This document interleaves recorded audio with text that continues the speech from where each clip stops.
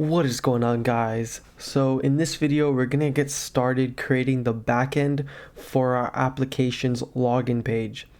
Now this part is super important for our series because this is where we actually make the entire system that's gonna allow our users to log into our application. So to do that, we're just gonna be using JWTs and we're gonna store this token in the cookies. So if you have no idea what I'm talking about, I have a video kind of explaining this whole process. I'll put it in the description so you can check it out. Either way, just follow along and we're going to be having a great time. So in this video, we're going to do strictly backend because I don't want to make the video too long. But in the next part of this series, we'll do the front end and see how that all links up together.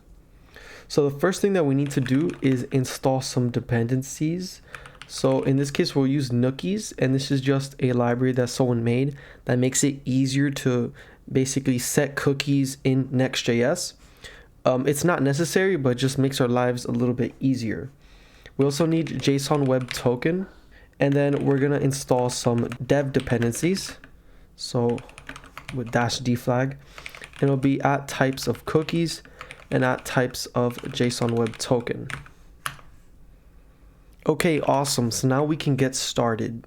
So now we're going to head over to our schema and we're going to change it up and we're going to create a mutation that's going to let our users log in. So over here in the modules and in GraphQL, we can go over here to the types and login.ts. And here we can just write in the login mutation right here. So here we would go export const login. And we're going to extend the type, and we're using Nexus here, the mutation type. And we want to give it a definition, so we do definition and it's a function. And let's define a field on the mutation type. So we just do t.field, and I'll call this one login. Now this takes another argument, and basically here we give it the options to configure this type. So here we put type and it's what this mutation would return. We can leave this blank for now. Here args, and basically it's the same thing as when they try to create an account, a username, an email, and a password. So it's very similar. Then a resolve function, and we're going to set this up right now. So first let's actually set up the type that this mutation will return. So I'm going to go down here and do that. So we'll just call this a login response, and this will be an object type. So we're just defining a GraphQL object, and here you can make the name. We'll just call this login response, like that. And then here we want to do a definition, and here we can just define the fields of this type. So we want to return a message, so a status message or an error message. We want to return a boolean, which tells our front end if we encountered an error, and also the username. The username, if everything went well, we'll just return to them their username. So on the front end, we can display the username on the home page. So here we'll do t.nonnull, and this will be a non-null boolean, and we'll call this error in lowercase. Here we'll also define a string, and we'll call this message. It's an optional field. And then here t.string and username. So if everything went well, we'll send them over a username. And so now over here in the type that we return, it will be a type of login response. And so now let's actually create our resolver. So I'm just going to copy this type right here. Just going to copy that over. And in our resolvers, I'm going to create a new resolver called login.ts. We already have a file called login.ts, so I might just call this loginattempt.ts. And so here I can paste in the type, and I could do export const login attempt, give it that type, and make it equal to a function. And forgot to do that. Okay, and then we have to import this from Nexus, and now we're set. So the first thing we're going to do is put a try catch block here, so to catch any potential errors.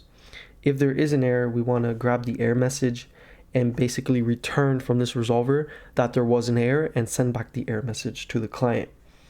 So I've been doing this pattern a couple times. If you've been keeping up, you would have seen it, but here we just want to cast this as a validation error, and we get the dot message. And if that doesn't exist, we just want to give a generic message, which can be login attempt failed. So that way, when we're using yup or some other validation library, we can just return the error message from it. Here we just return, we need an error to true and a message, which is error message, like that. So over here in our try block, I'm just going to return error false and message set to testing worked.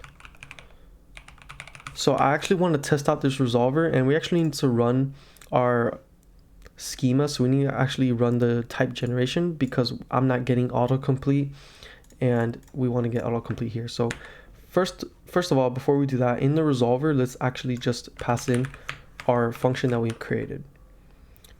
Okay, now that we've done that, let's actually run our development server so we can actually run the schema generation and we can get the right types.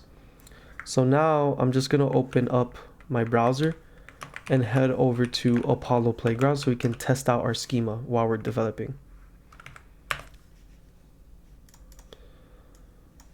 So this is from the last video, so I'm just going to make a new workspace.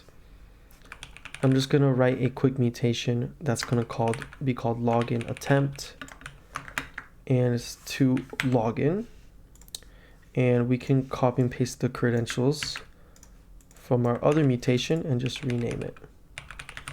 So we have these credentials here that we're trying to log in with, and we're going to be requesting the error and the message. Okay, so let's try to log in. It should give us a message of testing worked. There it is. So we know everything is working fine. And let me actually make this window a little bit bigger for you. There you go.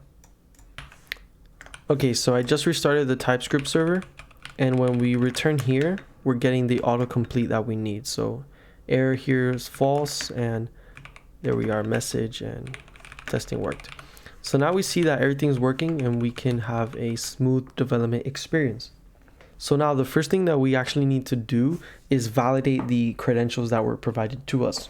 So this is just some basic validation that we had set up in the last video. So go check that out if you haven't already. But here what we can do is just make this an asynchronous function and do await registration validation dot validate, and we pass in the credentials, which we're gonna get through here. So we pass that in there. And so if these credentials are not valid, this function will throw an error. That's how yup does it, and that's very useful for us because we're gonna catch the error and we'll just send it back. So let's test this out. I'm gonna try to log in. It works. Now let's get let's give an invalid email address.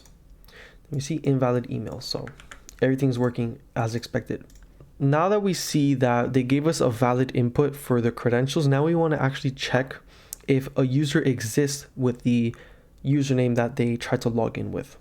So to do that, I'm going to create a function down here that's called getExistingUser. And this will be obviously an asynchronous function because we're going to be messing around with Prisma. So this needs to take in the credentials, which just has username as a string and email as a string and password as a string. And then it also takes an instance of the Prisma client. So I'll make sure to pass that in. And so we will call this function up here, get existing user. We'll do const existing user equals await, and then we pass in the credentials, and then we pass in Prisma, which we get from our context. So just like that. So now it's just pretty simple. All we need to do is get a user. So we do const existing user equals await prisma dot user dot find first, and then where the username is equals to the username that they passed in, so credentials dot username, and then the email is passed in like so. And then we just want to select the username and their password, which is a hashed password. And we need to get their password so we can validate it against the password that was passed in when this mutation was called. So here I'm just going to do const pass match, or I'll do better, passwords match is equal to await, and then compare from bcrypt. So here we pass in credentials.password, and then we pass in the hashed password as the second argument. So we pass in as the first argument the password, and then the second argument is the password we're trying to match it against. So this will be existing user dot pass hash as a string. And we put a question mark because this actually might be null. It might be null if there's no user. So if there's no user, what we can do is, or just pass in an empty string like that. Okay, now this returns a Boolean. So what we can do is if there's no existing user or the passwords do not match, we can throw a new error that says username or password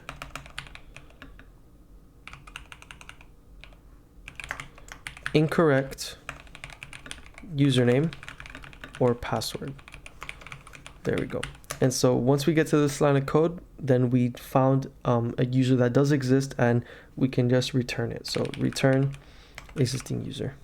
So now up here we have an existing user. If we don't, it would have thrown an error. So we would have catched the error right here. We would have caught it. So we can just continue assuming that we have an existing user. So now that we have a user, we actually want to create our JWT, and we want to give it to them in their cookies. So to do that, I'm going to go in the utils folder and create a file called jwt.ts, where we're going to create a function that creates a JWT. So I'm just going to call this function create token. And here we're just returning a new promise. And the reason that we're doing this is because the JWT library uses callbacks. And just to be consistent with our resolver, here we're using async await, and we want to continue using async await. I don't want to mix callbacks with async await because it'll just make things a lot more messy. So we're just going to create a quick function. So a promise has resolve and reject, like that. And so in this promise, we use JWT, and we actually have to import it. So import JWT from JSON Web Token. So we do jwt.sign, and we need a payload. So I'm going to grab this type right here and have it here. So to call this function, you need to pass in a payload. And there we go. So here we just pass in the payload. And the next is a secret or private key, which will be an environment variable. And we actually want to make sure that this key exists at all times. So if there's no such thing as this key, we do console.warn no JWT secret defined. There. So here, this pass it as a string.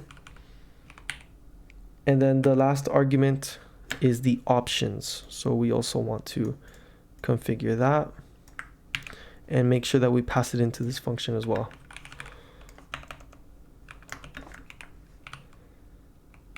And then here we pass in the options, and then here's the callback.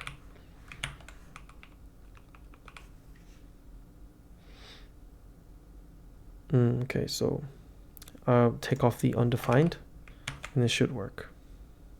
So here in this callback, we have an error, and if there's no error, we have the encoded token. So it's really simple here. If there's an error, we just reject this promise with the error, and we actually want to return here. And if there's no error, we return and we resolve with the new JWT that we just created. And that's pretty much all we have to do. And just to make sure, this is a string, and I'll just explicitly cast it as a string. So now in our resolver, we can actually create the token. So const encoded token equals await create token. And first we need a payload. So this will be the username for now. We'll just have the username in the token. Then we need the signing options. So here we'll do the expiration is in 2 minutes or 3 minutes.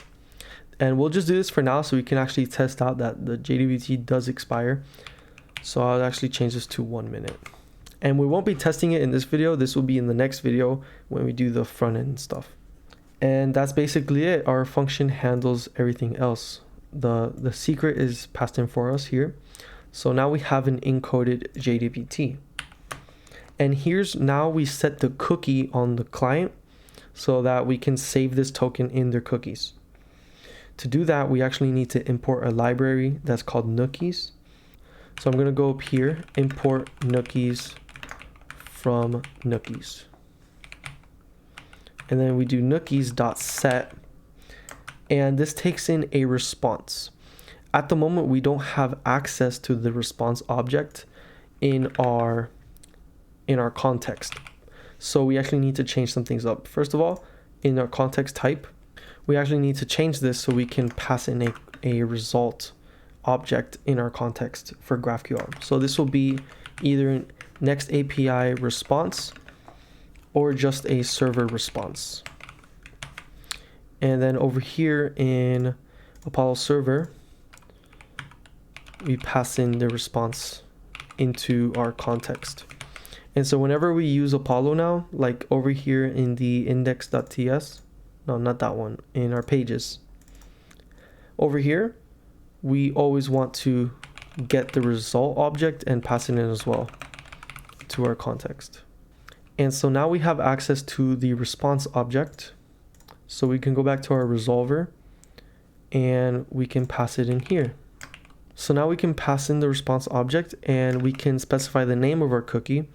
This will just be SID for session ID. And then the value, which is the third argument. The value will just be our token, encoded token. And then we can specify the options.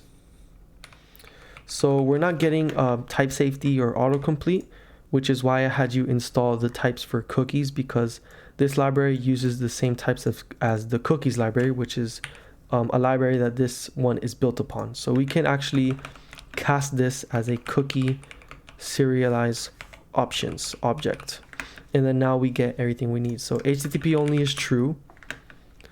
The domain, we can set it to either an environment variable, that's server domain, or undefined, which will give it the default value. We want to specify a max age. And if you see here, or not here, but this is in seconds. So we want to do 60 times 2, which is for 2 minutes basically. We can do something like 5 minutes. Then same site will be true. And that's basically all that we need. And from here, we need to, this is a type of unknown for some reason.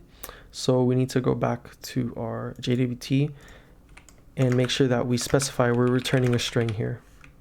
Okay, so now here, this is a type of string, so everything's fine. And so now we can return with error false. We don't need a message. The username will just be existing user.username. And now everything is working fine and we can test out this entire system. So the first thing that I'm going to do is actually do yarn prisma db seed, and this will reset our database with a script that we wrote. And I actually forgot I actually need to have my database started, so let's run docker compose. And then seed the database. Oh, and one more thing before we get started, we need to go in our environment variables and define JWT underscore secret.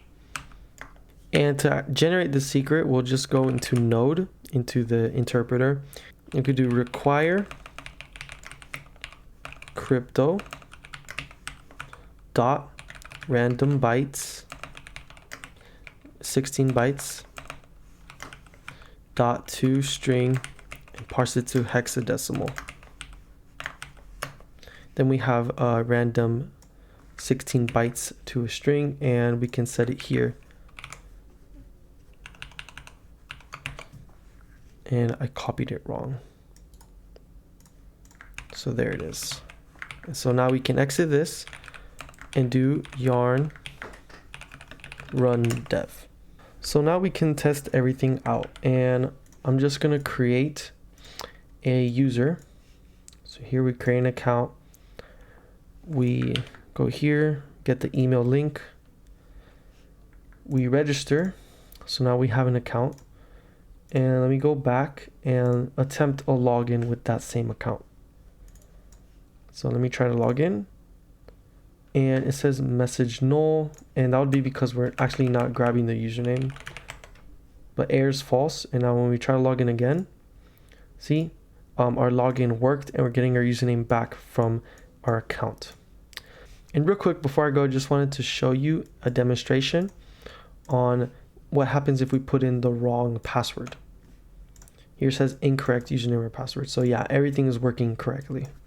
So yeah, that's the entire login system. That's the back end. And in the next video, we're actually going to be doing this mutation on the front end. And then we're going to be implementing something called an implicit login, so that when our users first go to our page, before we load anything, we automatically try to log them in, or we just check to see if a cookie already exists. And don't worry about that. I'll explain that further in the next video, but thank you so much for watching. I hope you enjoyed this video, and I'll catch you in the next one.